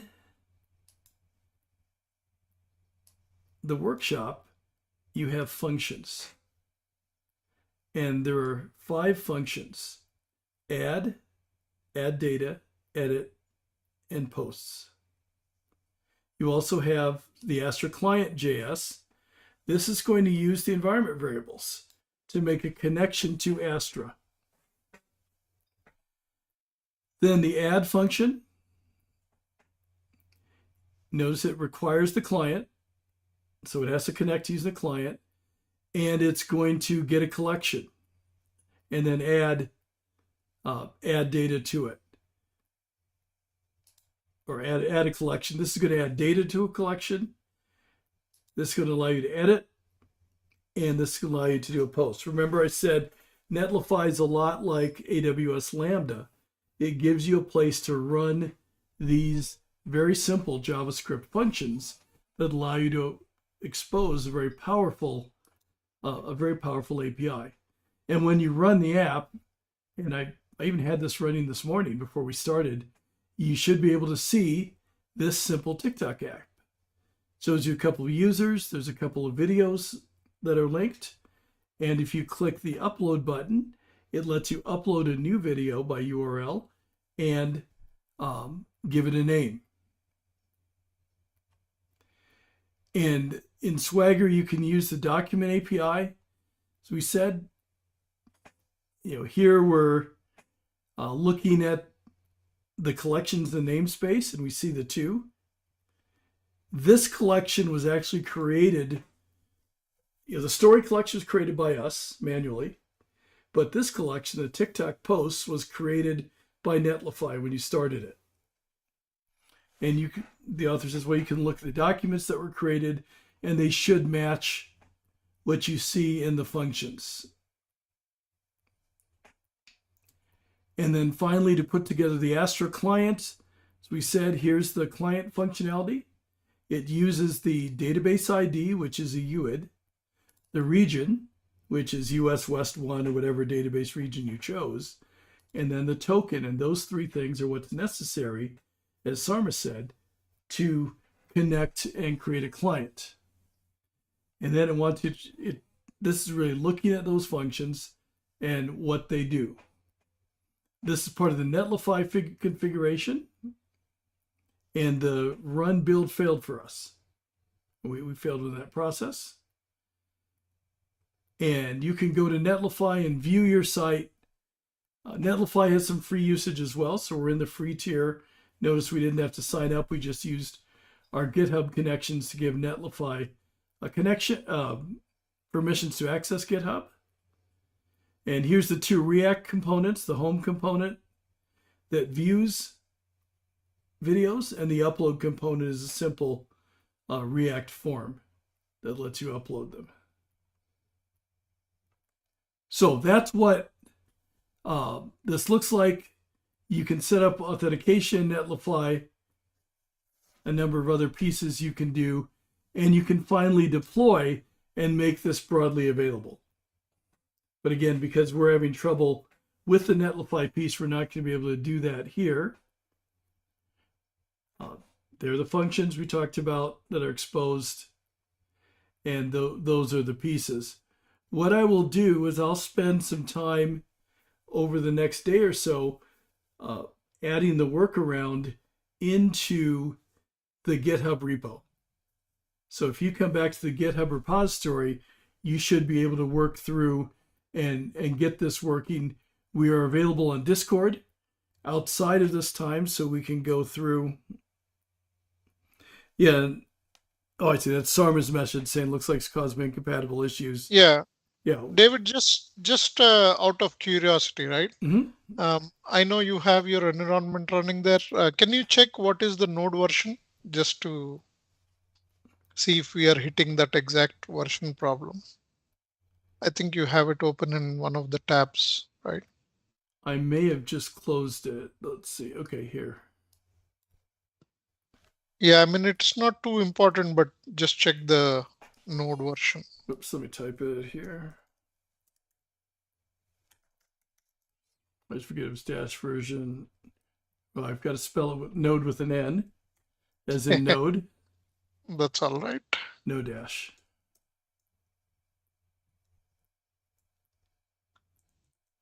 Two dashes. Yeah, I did downgrade. Okay, you did downgrade, so Yeah, so that's strange. Yeah, because right, you're right that it's and that's what my colleague Stefano also said. I'm not sure how I got it working without downgrading, but downgrading at least at this point didn't seem to take care of it. So I will look at the GitHub repo and make sure the repo gets updated with the corrected instructions. And if it includes something odd like that, I'll make sure to highlight it so people see that, hey, you do have to do this hack, if you will, to get it to work. But this is what we talked about: deploying to Netlify, using the Gitpod environment, coding against the DB, showing the Netlify functions in JavaScript, how they use the environment variables we created, containing the database ID, which is a UID containing the token and the region in which the database is deployed. And that's a look, a somewhat choppy look, if you will, at our Netlify application. As I said, I will work on updating that, and feel free to use the Discord if you have issues after the update. And I'll make sure that the repo clearly says that Netlify node issue has been fixed. These are the 2 pages of the application. And here's what it looks like running. Uploading a video. You can follow. You can suggest accounts. You can add videos. Pretty simple, but cool functional features. This is some of the JavaScript React stuff. So you said we're not going to focus on this because React is a whole different environment. There's a lot going on in this little slide. But as far as resources, you have our GitHub resource, workshop, social media, TikTok, DataStax devs. You have your Gitpod repository. You'll need Netlify, and you'll need to create an Astra DB free Netlify account as well. So just to repeat again, right, to sign up for Astra DB, we don't need to give the credit card. Right. So that really shows how much DataStax is committed to the community to keep it available for anybody. So no credit card required to sign up. So that means you never run, a huge bill without noticing. Or automatically renewing, like a lot Yep. of things do. And why have I been paying 30 a month for something I don't use? Uh, so we are available on Discord, dtsx.io/Discord. We are available on the DataStax Dev YouTube channel that you're watching. If you subscribe, you'll be notified when there are new videos coming up. We're kind of in the process of changing the format of our videos. And what you're likely to see are more short videos from subject matter experts all across the country, not just those of us in developer relations. You'll see things on Cassandra 5 as we get closer. In fact, there's some in Cassandra 5 from our Cassandra Forward event. Sarma's wearing a Cassandra Forward t-shirt. Mine's dirty, or I'd put it on too. Like ACID transactions, a big deal coming at this great t-shirt, Sarma, in Cassandra 5. That came from our Cassandra Forward one-day seminar, but subscribe and keep up to date on the latest stuff. Also, we have DataStax Academy, and that's available at datastax.academy. There are free self-paced hands-on training. We have 3 fundamental courses: DS201 Foundations, which is useful for everybody using Cassandra; DS220, which focuses on data modeling; and DS210, which focuses on operations and performance tuning. DS201 is really the prerequisite for the 201 for the others. And if you complete DS201 and 220, that's one what we call learning path, or DS21 and DS210, another learning path, you qualify to get a free voucher good for 2 attempts at our certification exams. So if you finish 2 classes, you get 1 voucher. You can use it twice and get Cassandra Administrator and Cassandra Developer certified, or one or the other, or both. So that's at datastax.academy. And then our friend Sharma is going to share Sarma's going to share something really cool with you. Go ahead, Sarma. So last year, end of last year, I had some time where I was spending some time looking at AstraDB features and all that stuff. I said, okay, this is very useful if we can create a curated course, right? So I created a Udemy course, which is called DataStax AstraDB. And it goes through a lot of topics. It starts with the database. It talks about streaming. Recently, Astra has a service called, what is that, like blockchain? Yep. So there are a lot of services being integrated into AstraDB, all accessible through one portal, like AstraDB portal, right? So there is a full-length 4-hour course, and the URL on this slide, also I put it on the YouTube chat, that will allow up to 1,000 people to register to the Udemy course for free. All I ask is give me the 5-star rating on Udemy. So go ahead and register for this course. The coupon is valid for next 4 days. So take full advantage, give it to your friends, family, whoever needs to learn. As a community member, I'm really proud to be part of the community. And this is what we can do together. Like, we can learn together, we can train together, and we can create together. So yeah, thank you very much. Yeah. And Sarma, thank you so much for joining us today. I'm happy to have you as a friend and in the community as well. Also, take a look at Sarma's course. And Sarma asked you to give a 5-star rating. He didn't really need to. His course rocks. So I know you'll want to give it a 5-star rating. Anyway, good stuff on learning more about AstraDB. All right, so we're wow, we are actually on time because we didn't go through the hands-on in detail. Actually, we did very well. Like, Yeah, even though it failed build, I have seen that happening before, right? It's just right. not in our hands because there are version changes. Something was released last night, which was not under our Right. This control. is So, proof, and we're still live. This is proof that we're live. That this isn't recorded. We are doing this hands on. I want to thank you for joining us. Again, hope you'll take a look at Sarma's excellent courses and stop by DataStax Academy. I'd love to see you celebrating on LinkedIn your certification in Cassandra. So until next time, thank you and have a good afternoon, morning, or evening, depending on where you are in the world. Thank you, everybody.